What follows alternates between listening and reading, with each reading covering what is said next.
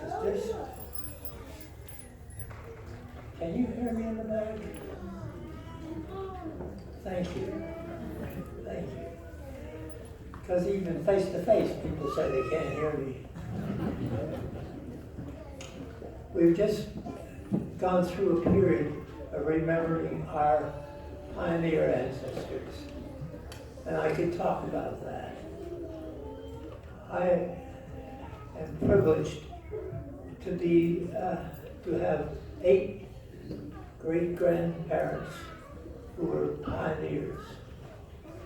They crossed the plains within a decade of Brigham Young's trip.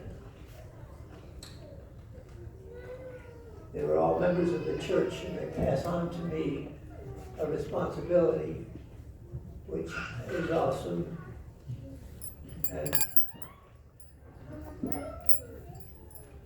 frightening. But I'm going to talk about a different kind of a pioneer today. One I think just as important and just as awesome to me. A young boy raised in the Mormon church in Utah at the turn of the century, lived in a house in Provo, Utah. Father was a carpenter, and he helped tend the animals on a mesa overlooking Provo, Utah, which is now occupied by Brigham Young University. He was a bright boy and liked school, liked to read, and kind of ate up the classes that he attended. He attended the Brigham Young Academy, which later became the Brigham Young University while he was there. As he was approaching graduation from BYU, he wanted to go on and study more. So he resolved to go to graduate school at an Eastern University, University of Chicago, Columbia, Princeton, Harvard, something as glamorous as those. So he married his sweetheart from American Fork, and they got on the train, not a wagon, and traveled to Chicago. When he tried to enter the graduate school at the University of Chicago, they would not admit him because they wouldn't allow the credits that he had accumulated at BYU. But a young professor at the university was looking for a bright graduate student to help in his research, and took him in his care and negotiated with the university that he could be entered into the graduate school on a probational basis if he completed a year of English classes, which was the only one that they wouldn't accept.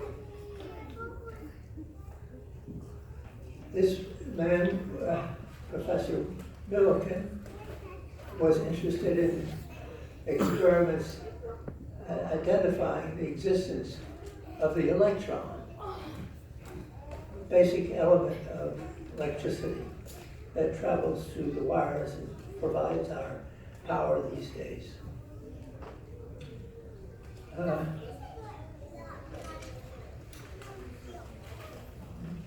Professor Millikan had a graduate student doing experiments with water drops, which, when they caught an electron, accelerated in an electric field. But the water drops evaporated so fast they couldn't be measured. This young man from Provo, named Harvey, suggested using oil instead of water, and he was able to actually put together an experiment and measure it, and yes, indeed, the oil lasted long enough to make detailed measurements. Professor Millikan received a Nobel Prize for that thesis, and Harvey received a doctorate degree with summa cum laude, which was the first summa cum laude awarded in physics at the University of Chicago ever. But as was his plan, after graduation, he and his wife, and now one child, returned to BYU to teach physics and math there.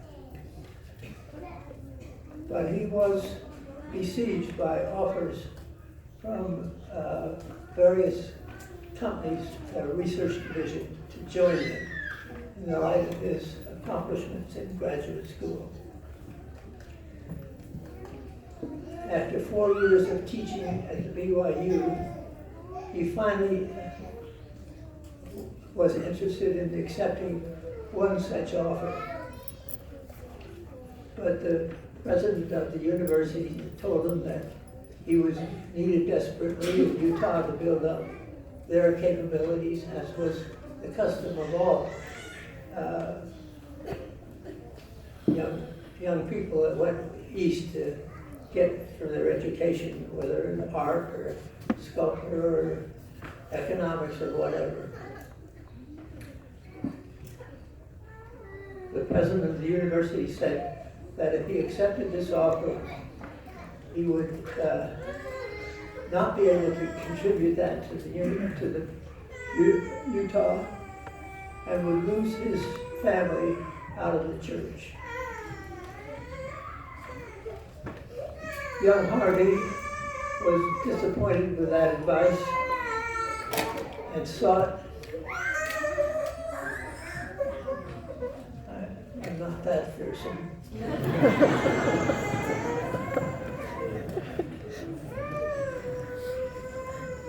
President Joseph F. Smith was visiting the university at that time, and Harvey sought an interview with him and asked what his advice was.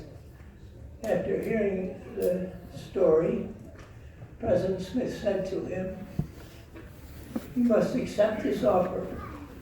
You can do more good in the East with their facilities, and if you remain faithful in the church, your family will also." So he did, went for a year leave of absence from the BYU and stayed for 34 years.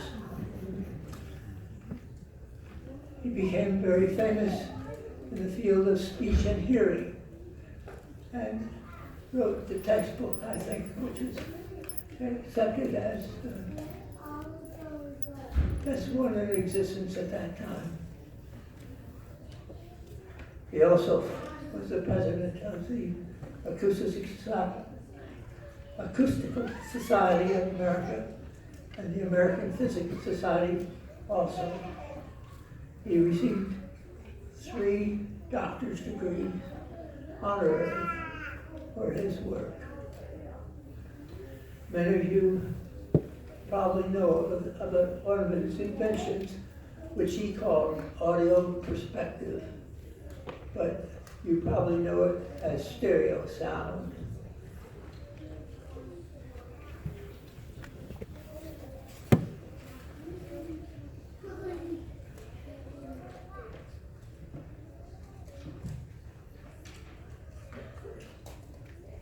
On all thumbs.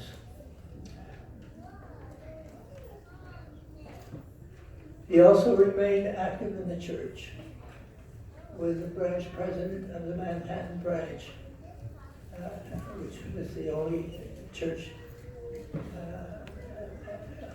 only branches in the church at that point. But as it became a state, he also became the state president of the New York State.